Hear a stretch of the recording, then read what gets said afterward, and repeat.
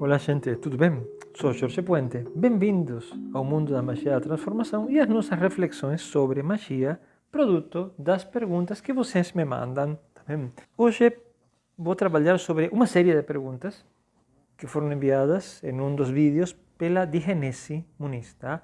Bem interessantes, tá? E servem para a gente pensar um pouquinho sobre os medos, desconfianças que nós temos quando entramos em um mundo tão complexo e fascinante como é o mundo da magia, que implica basicamente entender que existem mais coisas das que nós enxergamos aqui no mundo material. Uma das coisas que é base no mundo da magia, né, é o conceito de plano astral.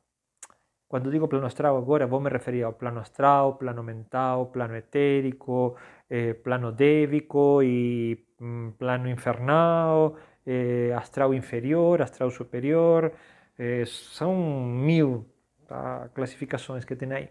Mas digamos que genericamente vamos chamar-les de mundos energéticos ou mundos astrais, planos astrais, também.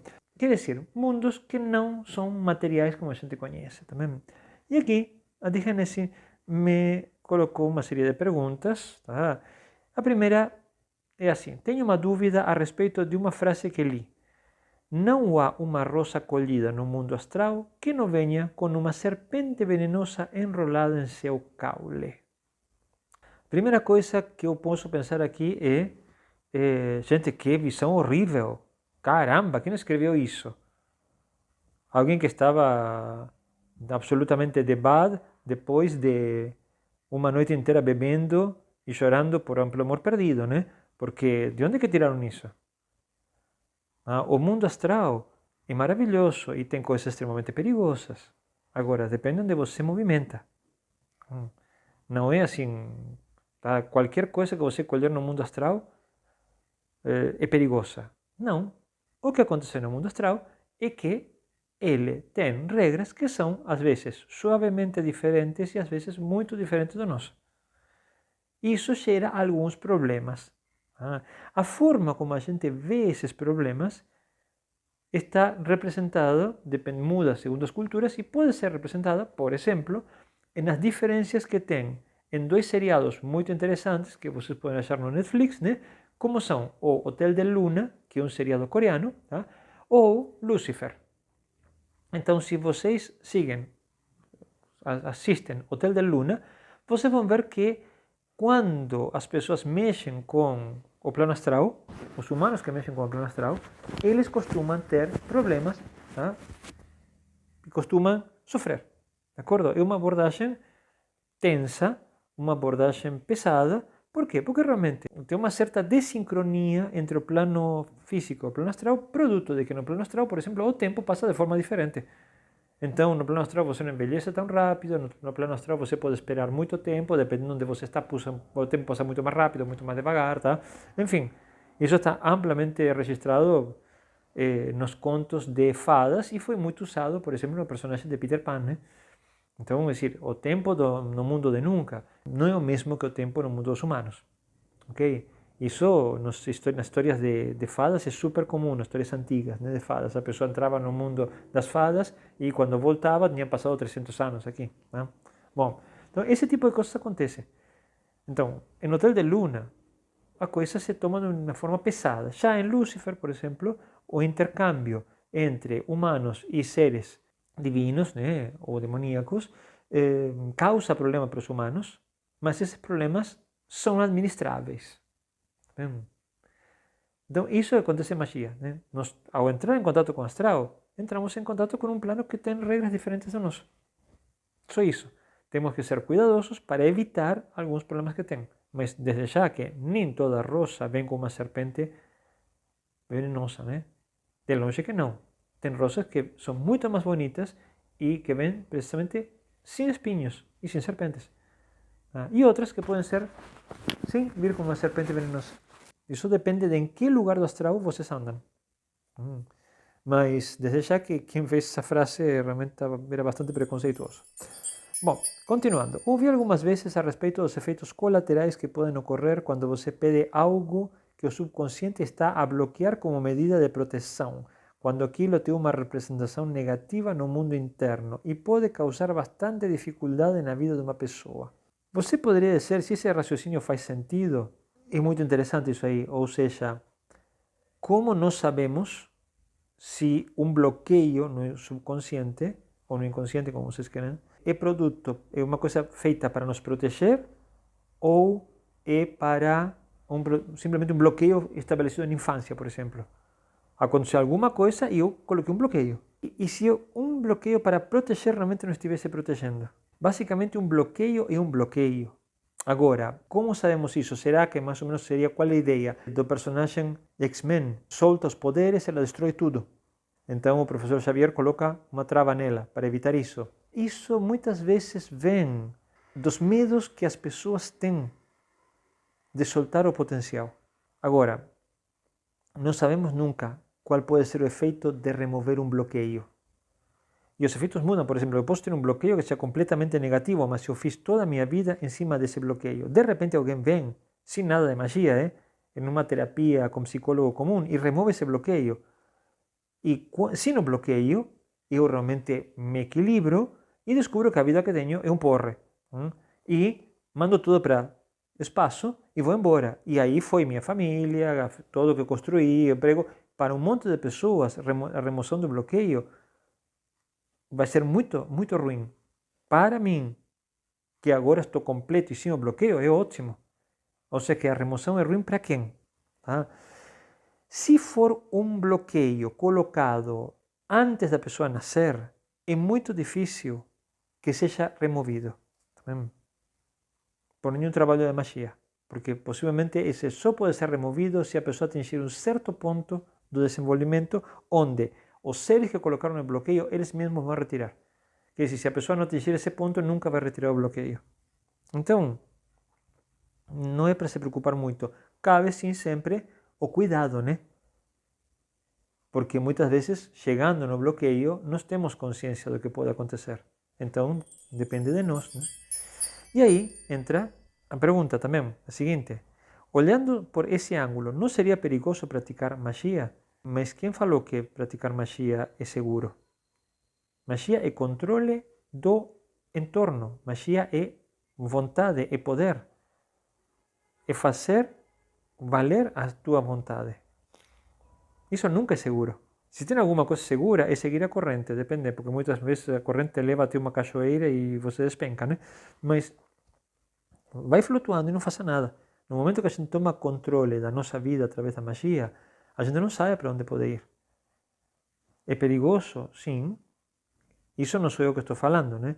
É o próprio Corwin Hargrove e o Jared Tempest, quando falam se a magia é segura. Jared Tempest discute isso amplamente no livro dele Anjos da Onipotência. Não existe algo como magia segura. A magia vai produzir mudanças.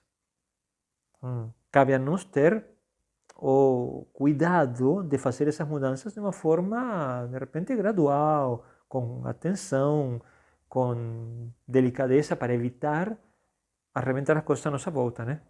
Mas, desde já que não vai ser seguro. Quem queira uma coisa segura, por favor, que não faça magia. Tá? Pode fazer meditação, pode ficar tranquilo, assim, meditando que tranquilo, em cima de uma pedra, mas não com magia. Magia é poder, magia é movimento, magia é vontade na ação. Poderia contar a respeito dos perigos de se praticar magia? Tem um monte. Isso está amplamente descrito em um monte de livros. Quando a gente estuda, por exemplo, um livro interessantíssimo como O Renascer da Magia, de Kenneth Grant, que vocês têm traduzido aqui ao português, né? Você vê que teve caras como Parsons, por exemplo, que nós fizemos um vídeo sobre ele, que conseguiu materializar a companheira mágica, fez o trabalho de Babylon e materializou a companheira mágica dele, e a partir daí a vida dele virou um inferno.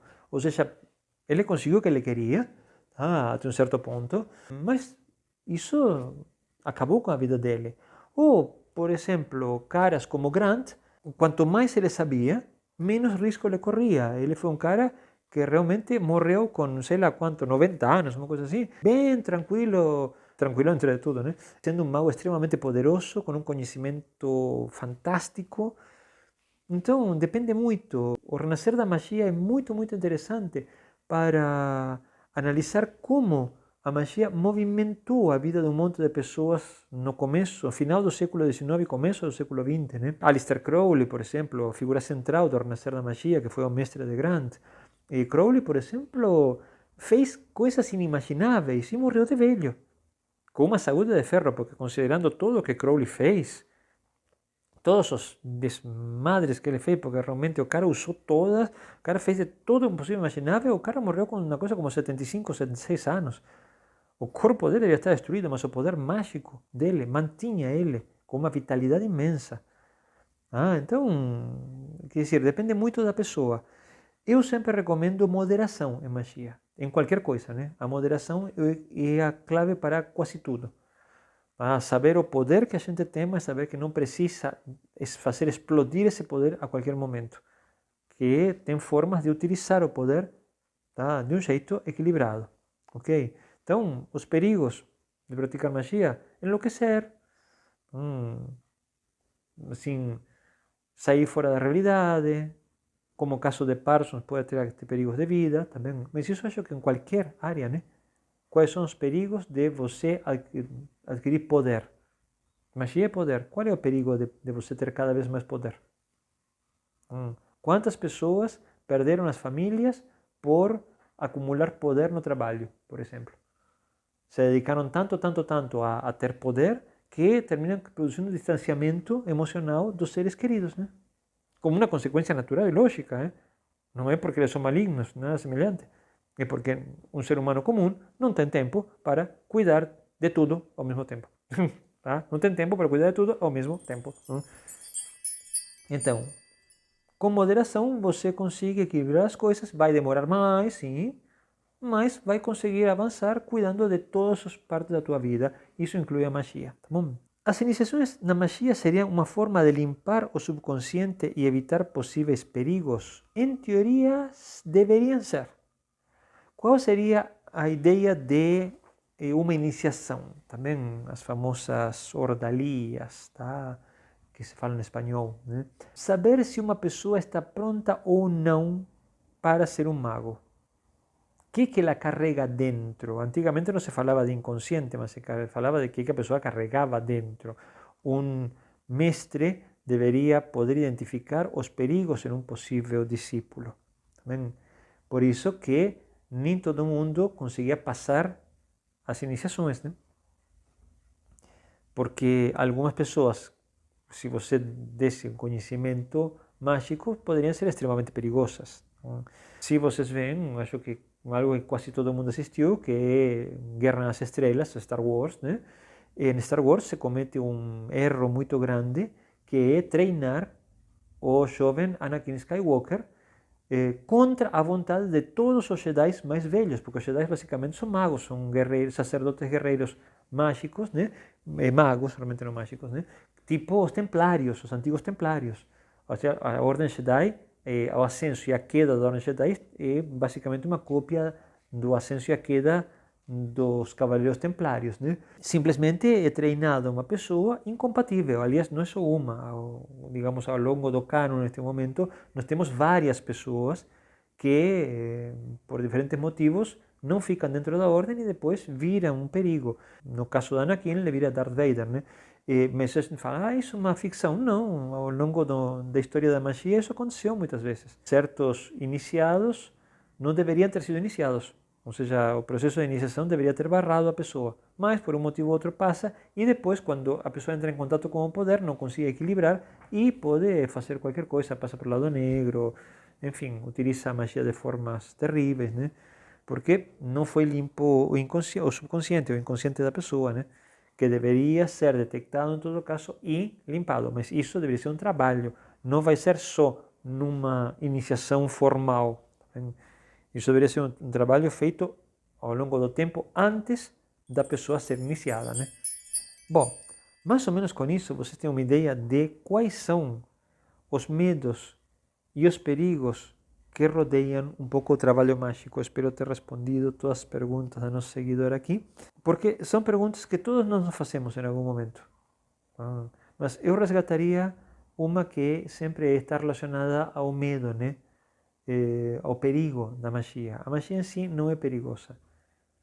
A forma como ela é utilizada pode ser perigosa para a pessoa que usa e para outros. Por isso, como digo sempre, se recomenda moderação. Bom, gente, com tudo isso já tivemos bastante para este podcast. Obrigado por estar aqui comigo, discutindo todas estas coisas que eu acho fascinantes. E bom, como falo sempre, se a Deus e o Deus estão de acordo, a gente se encontra no próximo podcast ou no próximo vídeo, dependendo. Tá bom? Um grande abraço a todos.